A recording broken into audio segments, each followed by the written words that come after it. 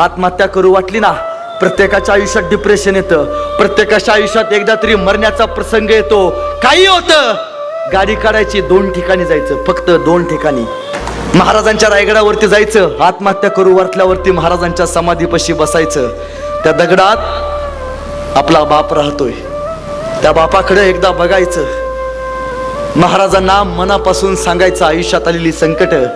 तो राजा अनेकांना जगण्याची प्रेरणा देऊन गेलाय, तुम्हाला सुद्धा जगण्याची प्रेरणा देऊन जाईल.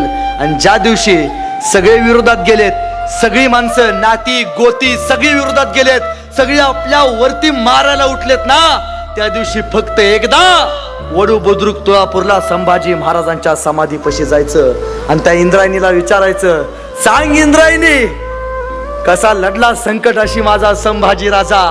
ती इंद्रायणी सुद्धा सांगेल, लेका ऐक, तुझा राजा जगला स्वाभिमानानं, तुझा राजा धर्मासाठी माय माऊलींच्या आबरूसाठी मेला स्वाभिमानानं. हे बलिदान तुम्हाला सांगेल कसं जगायचं.